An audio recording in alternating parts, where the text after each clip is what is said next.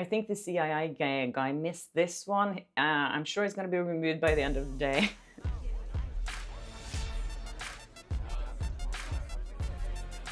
Hi and welcome to Blossom Talk. I'm Kjersti Flaa, and here on my channel I talk about my good and bad experiences in Hollywood. So I just wanted to mention before I do anything else that there is a person impersonating me on my channel here, asking people to WhatsApp a number. That's not me. Just to make sure that you don't do that, I have reported the person now, so hopefully it's gone. But I just wanted to say that if you ever get a message from me in the comment section asking you to WhatsApp me, it is not me.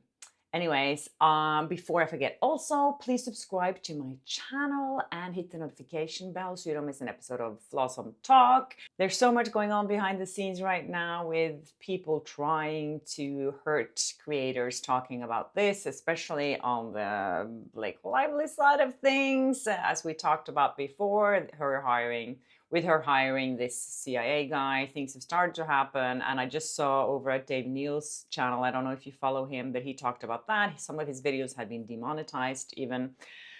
So things are happening. There's a big movement out there right now trying to make all of us who believe in Justin Baldoni, making us feel terrible, that we are women haters and anti-feminist, and politicizing all of this in a sense that is just ridiculous.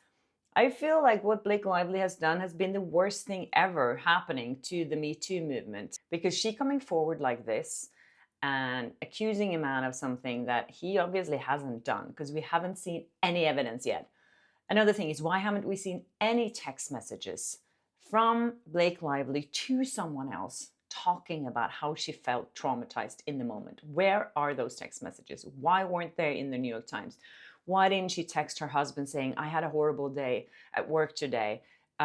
Justin did this to me. Why is that not there? Even though she could have called and talked to people about this, there's no evidence of it. I really want to believe a woman when she says these things, but it's just, she's making it impossible for us. And it makes me so angry now to see this kind of like big move from like feminists saying that women who don't believe her are terrible human beings, basically. We're not. We are just critical thinkers. And when we see something and we say, this doesn't add up, it's a good thing. And it's empowering for women to see that I don't believe all women by default. So yesterday I mentioned the reviews on Another Simple Favor that was on IMDb, and it was only 2.9, which is very low, obviously. And people on Reddit were discussing how it was tampered with, and they thought it was all these like Blake haters who was out there to tamper with the movie ratings so people wouldn't go see it. And today someone pointed out to me, the rating is gone. You can't even rate the movie on IMDb right now. So this is what it looks like today.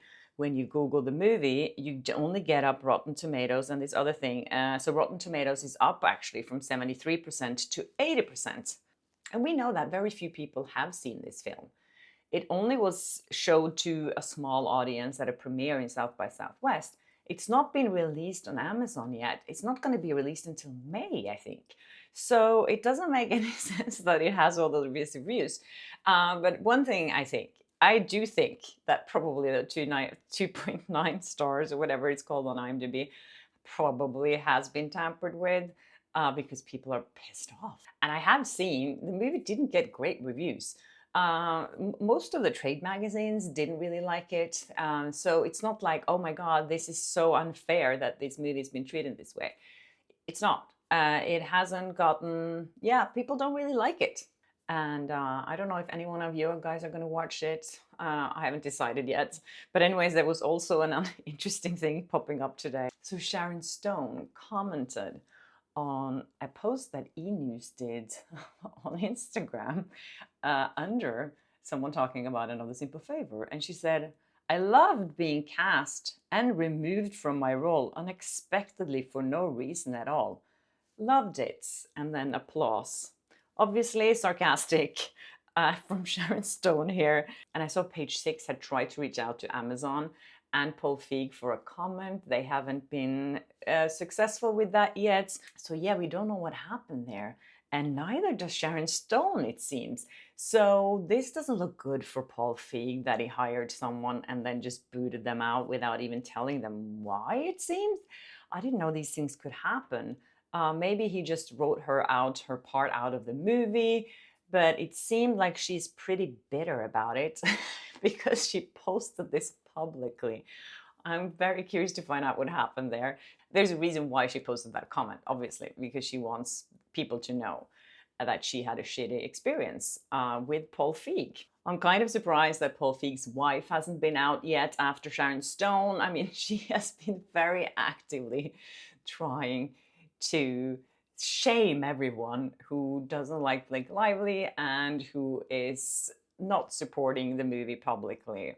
As we know, she was one of the fake fans at the premiere, and someone pointed out to me, which I didn't notice at the first time I saw the photo, when you see Laura Feig grabbing Blake Lively's wrist like this. It was so obvious that, you know, that they really know each other. You don't do that to someone you don't know. And I feel like that's a way of saying, you know, I've got you. You're safe. I got you. We support you. So just another little detail there. Actually, also someone pointed out that on IMDb right now, there's a section at the bottom saying trivia about movies. And under trivia, I'm sure this is going to be removed fast, but under trivia, someone said, amid the controversy surrounding Blake Lively, the director's wife and several other paid actors were reportedly planted in the audience at the movie South by Southwest premiere to create the illusion that Lively still had a strong fan base. Oops, I think the CIA guy missed this one. I'm sure it's going to be removed by the end of the day, since they were able to actually remove the rating. I don't know how they did that. It's incredible how much damage control they have to do right now. And I saw a lot of these actors who are involved in the movie, you know, like Henry Golding, he didn't lock his comment section. And you could see that someone must be working full time deleting all the negative comments. And when you see Blake Lively's post, there's always like 11 to 13 comments that's allowed.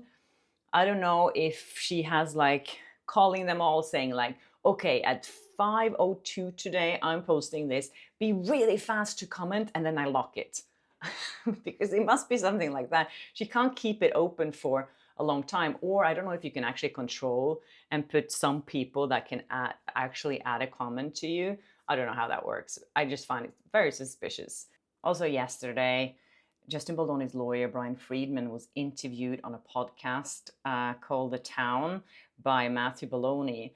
So he was kind of grilled on the podcast, but I did find this article that people did about the podcast, and they did kind of, you know, promote Brian Friedman's view on the situation. And this makes so much sense to me, what he was saying in that podcast, saying that it would not be in Justin Baldoni's interest whatsoever to create any negativity around Blake Lively's persona during the promotion of It Ends With Us. Of course it wouldn't. Why would he want the star of the movie to get negative press? That just means that people wouldn't go and watch the movie, which was his baby. You know, he really wanted people to see this movie. This was his first big movie. And if the star is getting trashed, it has huge consequences for him too. So it makes so much sense to me. But then he was asked also about these text messages that were sent back and forth between the publicist, you know, celebrating that she got bad press. And he was like, the publicists are saying we had nothing to do with this whatsoever. And there's other people that say the same thing, and that organically this press was coming out. He said Justin wasn't happy about anything that would be negative about Blake, about the movie, about him, or anything. This wasn't just about him or just about her. This was about the project they were working on together. And the thing is, as you know, I'm the proof of that negative press being organic. My video, I posted it, I knew what happened. I could look at what happened to my video on my YouTube channel. And the fact that people reacted to it, that's out of my control. But Blake Lively seems to think that everyone was brainwashed to believe that she was rude. Anyways, I like that he made that point because it makes so much sense to me now that there is no interest for Baldoni to make Blake Lively look bad. I just wanted to mention a comment that I saw today because I really like this comment so much, and I think many people maybe can relate to that. Because yesterday I spoke about my interview with Parker Posey and Blake Lively, and I said I cried. I didn't cry at the interview or right after. I cried when I got home. And this person said to me, "I'm so happy you said you cried. I know that I know that may sound off, but I have been struggling at times with some interactions at work. I admire your resilience and the fact that you are energized to triumph when you are unfairly targeted. But sometimes I wonder why I can't be more like that, and it makes me feel weak. Anyway, relatable for someone you admire is always comforting. So even though I'm sad for you that this interview impacted you so negatively, it helps me feel more understanding towards myself and to offer myself more grace. Thank you for sharing."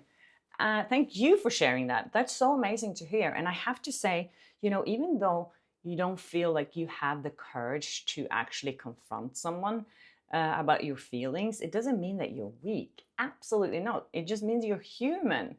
And, when I confront people, I didn't do that when I was younger. I didn't have the courage to do that.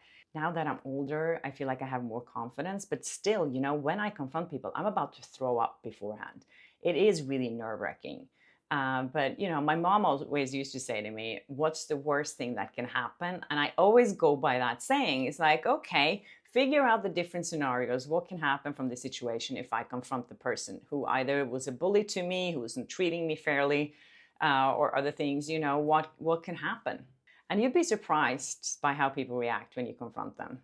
Some people are, of course, narcissists, and they can never admit that they did anything wrong, and they won't apologize. But at the same time, I'm sure it will make you feel better. I have this kind of like alter ego that I put on when I do things I don't like to do. Even in my interviews, I feel like I step into this other persona who has so much more courage and are very confident. Yeah, so create an alter ego for you that does all the hard work. And then, it's just such a relief afterwards, I find. I'm so happy every time I have confronted people, actually. I don't think I've ever regretted it afterwards. All right, you guys, thank you so much for watching. I have so many cool guests coming on. I have a publicist that I'm interviewing next week. I'm so excited about that because I feel like I really need to get the point of view from a publicist perspective here. The publicists are so involved in this story as well. And then also I have an interview with another insider, a reporter that's been working on red carpets and press junkets, and she's been working a lot behind the scenes of productions. And she has not the best experiences. So stay tuned for that, you guys. And thank you for watching Flawsome Talk. I really appreciate all your support. And if you haven't subscribed yet, please do and hit the notification bell. And I'll see you in my next episode. Bye.